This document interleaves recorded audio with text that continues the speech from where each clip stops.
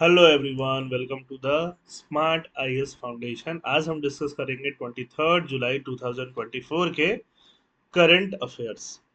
तो today we are going to topic discuss two topics. पहला topic है India setting up vibrant village near China border. China border के पास में हम लोग वाइब्रेंट विलेज डिस्कस सेटअप कर रहे हैं, जो जीएस पेपर 2 में आएगा, आईआर में, और साथ ही साथ जीएस पेपर 3 में भी आएगा। जो इंटरनल सिक्योरिटी का पोर्शन है वहां भी ये आएगा, तो यहाँ भी पढ़ेंगे। Second is highlights of economic survey 2023-24। ये सिर्फ हाईलाइट है। डिटेल्ड इकोनॉमिक सर्वे जो है एक्चुअली 414 पेजेस का है, तो इसको पूरा पढ़ के और इसका जिस्ट बनाने में थोड़ा टाइम लग रहा है। It can not be done in 2 hour 3 hour, otherwise इसके साथ बेईमानी होगा और वो सिर्फ आप वीडियो देख लोगे, कोई यूपीएससी या एपीएससी में फायदा नहीं करेगा। ठीक है, तो इसमें थोड़ा टाइम लेके मैं इकोनॉमिक सर्वे का डिस्कशन करूंगा धीरे धीरे। बाकी थोड़ा इसका जो भी हाईलाइट है बस उसको समझ लेते हैं, देख लेते हैं। हाईलाइट प्रीलिम्स के लिहाज से काफी इंपॉर्टेंट होता है, या थोड़ा सा आपको आइडिया देने के लिए इंपॉर्टेंट होता है। फर्स्ट टॉपिक स्टार्ट करते हैं। India setting up vibrant village near China border.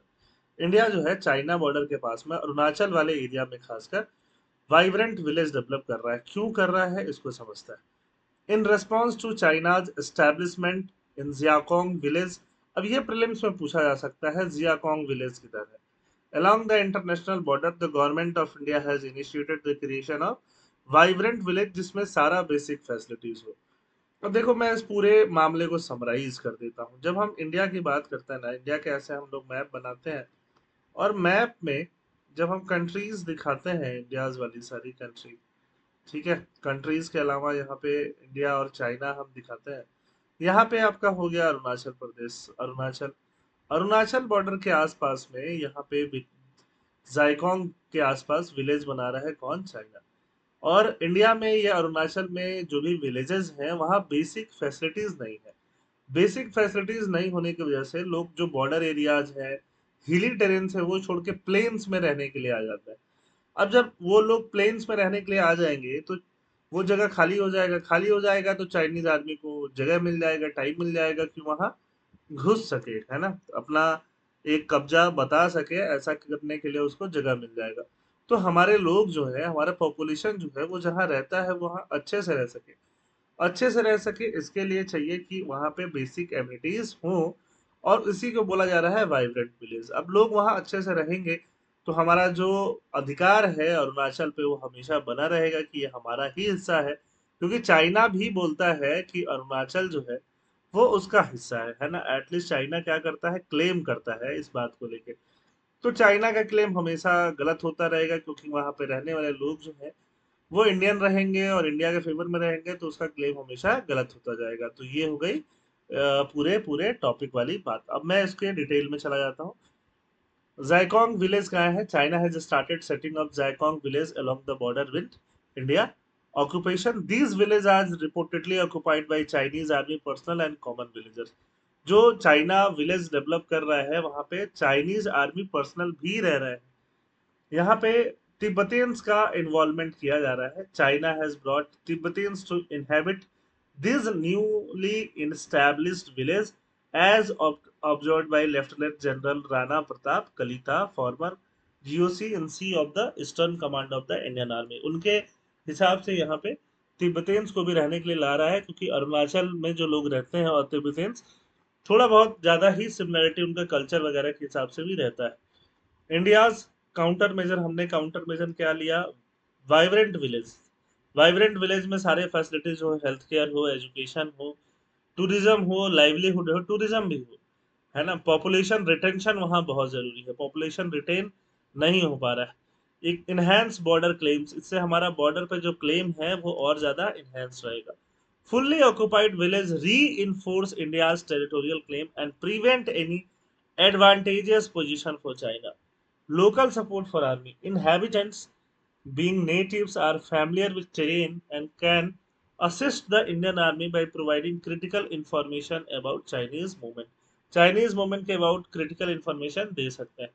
Military and infrastructure का डेवलपमेंट क्या होगा? आर्मी प्रेजेंस इंक्रीज हो जाएगा। 1962 से अगर हम कंपेयर करेंगे तो अभी हमारा बॉर्डर पे आर्मी प्रेजेंस ज़्यादा रहेगा।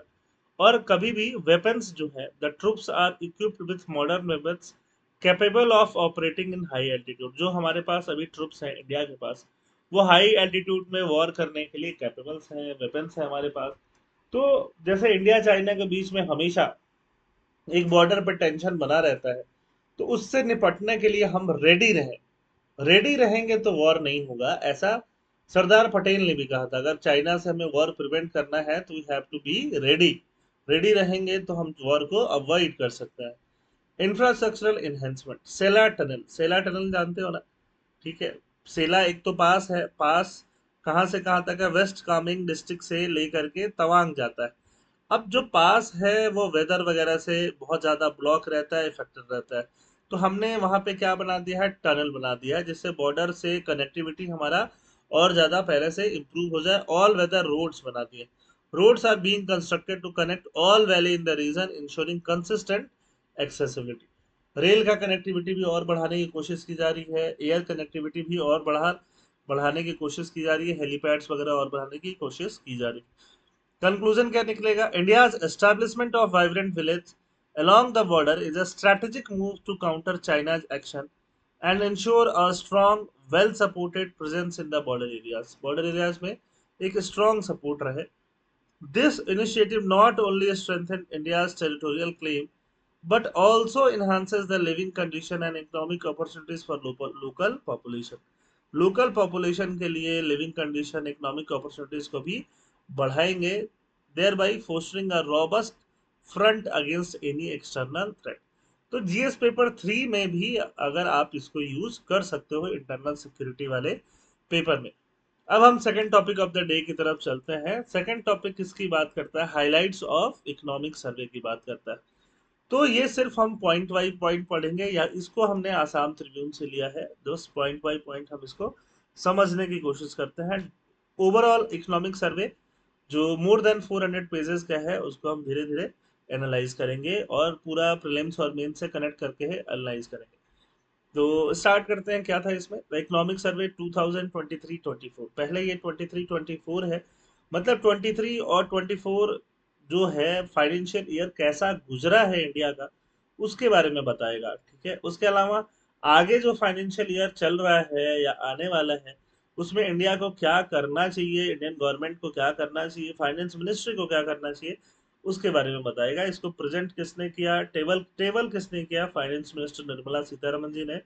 और इसको प्रिपेयर कौन करता है? प्रिपेयर करने के लिए चीफ इकोनॉमिक एडवाइजर होता है।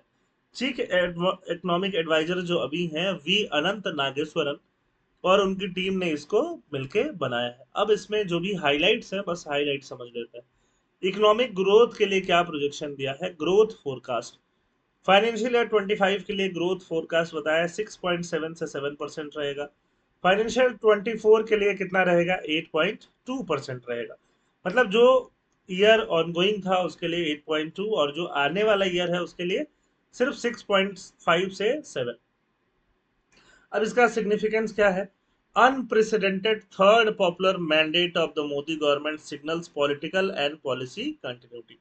पॉलिटिकल एंड पॉलिसी, जो भी मोदी गवर्नमेंट की पॉलिसीज होगी वो कंटिन्यू होंगी। तो हम 6.5 से 7% तक का ग्रोथ एक्सपेक्ट कर सकते हैं। मान लो अगर पॉलिसी में कंटिन्यूटी नहीं होती, पॉलिटिकल हमारा गेन्स नहीं होता, पॉलिटिकल कंटिन्यूटी नहीं होती, तो ऐसे में ग्रोथ रेट जो होता है एक साल के लिए तो गिर ही जाता है, क्योंकि नई पॉलिसी आती है, उसको रंग दिखाने में 2-3 साल का भी टाइम लग जाता है, नई गवर्नमेंट जब आती है। Domestic economic resilience, domestic growth driver क्या होंगे? Supported economic growth in financial year 24 despite uncertain global economic performance. है ना, रशिया यूक्रेन वॉर चल रहा है, और भी जो क्राइसिस जो चल रही है, हमास इसराइल, उन सब के बावजूद भी हमारा डोमेस्टिक ग्रोथ जो है वो ठीक ठाक चलता रहा। Strong wicket and stable footing, तो हमें दिखाता है कि हमारा विकेट जो है वो स्ट्रॉन्ग है। कितना भी जियो पॉलिटिकल चैलेंज आ जाता है, हम ग्राउंड पे अच्छे से इकोनॉमिक फ्रंट पे टिके रहता है। पोस्ट पैंडेमिक रिकवरी अच्छी हुई है, ठीक हुई है, और ज्यादा सस्टेन रिकवरी करने की जरूरत है। Difficulty in reaching consensus and trade, जो इंटरनेशनल डोमेन है, इंटरनेशनल डोमेन में ट्रेड कैसे होगा, वर्ल्ड ट्रेड ऑर्गेनाइजेशन में रिफॉर्म्स कैसे होंगे, अग्रीमेंट्स कैसे कैसे साइन होना है, इन्वेस्टमेंट क्या क्या सिलसिला होगा, क्लाइमेट इश्यूज कैसे टैकल कर जाएंगे। यहाँ पे कंसेंसस पे हर कंट्री को पहुंचने में डिफिकल्टी होनी है, तो ये और हो भी रही है, इसी की वजह से पोस्ट पैंडेमिक रिकवरी में भी थोड़ा स्लो चल रहा है। इन्फ्लेशन का outlook, short term outlook. Short term outlook क्या है? बेनाइन। बेनाइन मतलब बहुत ज्यादा इन्फ्लेशन परेशान नहीं करने वाला है, बट बेनाइन के बाद बट पल्सेस में, दाल जो है उनके प्राइसेस में आपको कॉन्सिक्वेंट प्रेशर देखने के लिए मिल जाएगा, तो पल्सेस पहले से खरीद के रख सकते हो आप। फैक्टर्स क्या होगा? Expectation of normal monsoon and moderating global price of import support benign inflation projection by RBI. RBI बोलती है कि इन्फ्लेशन बहुत ज्यादा, महंगाई बहुत ज्यादा नहीं रहेगी, कंट्रोल में रहेगी। महंगाई कंट्रोल करने के लिए, इन्फ्लेशन कंट्रोल करने के लिए क्या मेजर्स बताता है economic survey? Suggest to handle hardship caused by higher food price for poor and low income consumer. क्योंकि जो लोग दिन के कुछ पैसे कमाते हैं, सपोज 300 400 तक कमाते हैं, उससे ज्यादा नहीं कमाते हैं, तो उनका मैक्सिमम पार्ट कहाँ जा रहा होता है? फूड में ही जा रहा होता है। तो अगर हायर फूड प्राइसेस को कंट्रोल कर लिया जाए तो उन पे बहुत ज्यादा इम्पैक्ट नहीं आएगा। अदरवाइज फूड प्राइसेस जैसे बढ़ती है, सबसे ज्यादा इम्पैक्ट लोअर इनकम ग्रुप पे ही आता है और लोअर मिडिल इनकम ग्रुप पे ही आता है। इन्फ्लेशन टारगेटिंग यहाँ पे खासकर फूड आइटम्स को लेकर बहुत ज्यादा जरूरी हो जाता है। जियो political influence, RBI monetary policy, potential influence from escalation in geopolitical conflicts. जैसे जैसे जियोपॉलिटिकल कॉन्फ्लिक्ट रहेंगे, तो यहाँ पे आरबीआई मॉनेटरी पॉलिसी उससे क्या होगी, थोड़ा इफेक्ट हो सकती है। फाइनेंशियल सेक्टर के बारे में क्या बोला? फाइनेंशियल सेक्टर के बारे में बोला है कि प्रोस्पेक्ट काफी ब्राइट है। कॉरपोरेट जो है इंडिया में हेल्दी है, अंबानी अडानी वगैरह। बैंक बैलेंस शीट जो है वो अच्छा है, वो अच्छा रहने वाला है। और प्राइवेट इन्वेस्टमेंट जो है वो बढ़ने वाला है। Transformation and vulnerabilities, financial sector must brace for global और लोकल वल्नरेबिलिटीज। फाइनेंशियल सेक्टर को ब्रेस करना चाहिए ग्लोबल वल्नरेबिलिटी के लिए भी और लोकल वल्नरेबिलिटी के लिए भी, जिससे कि ट्रांसफॉर्मेशन हो पाए। Policy and fiscal management, price को स्टेबल रखना जरूरी है। India's policy adeptly steered through challenges, ensuring stability despite global uncertainties. Global uncertainties के बावजूद भी इंडिया जो है एक स्टेबिलिटी वाली बात देता है। Fiscal management, tax compliance gain, tax का कैसे कॉम्प्लायंस करना है, एक्सपेंडिचर रिस्ट्रेन, एक्सपेंडिचर को कैसे रिस्ट्रेन करना है, कंट्रोल करना है, डिजिटाइजेशन कैसे करना है इकोनॉमी का, contribute to balanced fiscal management. इससे क्या कंट्रीब्यूट होता है? बैलेंस फिस्कल मैनेजमेंट होता है। Capital market, prominence in growth, becoming a key component in India's growth story. ये एक की कंपोनेंट बनेगा इंडिया के ग्रोथ स्टोरी में। Resilience, market remains resilient to global geopolitical and economic shock. अब जैसे capital market किसको बोलते हैं? जिसमें पैसे लगते हैं उसको हम क्या बोल सकते हैं? Capital market. वो एफडीआई एफआईआई जहां पैसे इन्वेस्ट होता है, और इन्वेस्ट होके कहाँ पे आता है? इंडियन कंपनीज को मिलता है, उसको हम क्या बोलते हैं? Capital market. तो इंडिया में पैसा बाहर से भी, फॉरेन मार्केट से भी, और इंडियन लोग भी, आप और हम लोग जैसे सेव करके म्यूचुअल फंड और बाकी जगह भी पैसा अच्छा लगा रहे हैं। और जियो पॉलिटिकल कंसर्न भले ही रहे, बट हम लोग पैसा लगाते रहेंगे और हमारी जो इकोनॉमी है वो स्ट्रांग होते रहेगी, जो यहाँ कैपिटल मार्केट में इकोनॉमिक सर्वे प्रिडिक्ट कर रहा है। आर्टिफिशियल इंटेलिजेंस का क्या इम्पैक्ट होने वाला है? कुछ खास तो नहीं, अनसर्टिनिटी जरूर है। AI introduce uncertainty affecting workers across all skill level. All skill level पे वर्कर को अफेक्ट करेगी। FDI, increased inflow from China, potential to enhance India's participation in global supply chain and boost export। export boost करने की बात यहाँ पे होगी। public health and diet, disease burden 54% attributed to unhealthy diet। जितना disease burden है India में, 54% unhealthy diets को एट्रीब्यूट करता है। देखो अभी भी आप मैगी खाते हुए डेली करंट अफेयर्स देख रहे हो, डीसीए देख रहे हो। Dietary transition, need for a shift toward balance and diverse diet. तो एक बैलेंस एंड डाइवर्स डाइट की तरफ हमें एक शिफ्ट की जरूरत है। रेमिटेंस, देखो ये डेटा भी आ गया 2024 में हमारा रेमिटेंस कितना होने वाला है, कितना हमें पैसा बाहर से मिलने वाला है। जैसे आप मान लो बाहर गए, यूएस गए, कनाडा गए, वहां अपने पैसे अर्न किए, अर्न करके अपने फैमिली को पैसे भेजे, उसको क्या बोलेंगे? रेमिटेंस। इंडिया में जो रेमिटेंस एक्सपेक्टेड है 2024 फाइनेंशियल ईयर का, वो कितना है? 124 बिलियन यूएस डॉलर और next year 129 US billion dollar, है ना। कंक्लूजन क्या है? बाय कवरिंग दीज की highlights the economic survey provide insight into India's economic health, challenges, prospect, है ना। तो इकोनॉमिक हेल्थ क्या है? अच्छा है। ग्रोथ रेट कितना रहेगा? 6.527। चैलेंजेस कैसे हैं? ग्लोबल चैलेंजेस ज्यादा है इसमें। ग्लोबल चैलेंजेस मतलब रशिया यूक्रेन हमास इसराइल और सब चैलेंजेस ज्यादा रहेंगे। और चैलेंजेस क्या है? चैलेंजेस पल्सेस को लेके है, चैलेंजेस आपका फूड इन्फ्लेशन को लेके है। ठीक है, प्रोस्पेक्ट अच्छे हैं, कैपिटल मार्केट में पैसा अच्छा लगेगा। तो ये सब जो है इकोनॉमिक सर्वे एक पिक्चर प्रेजेंट करना चाहता है। आई होप आपको सारे टॉपिक समझ में आए होंगे। बाकी इसका पीडीएफ कहाँ मिलेगा? टेलीग्राम चैनल पे, जिसका लिंक डिस्क्रिप्शन बॉक्स में। थैंक यू, जय हिंद।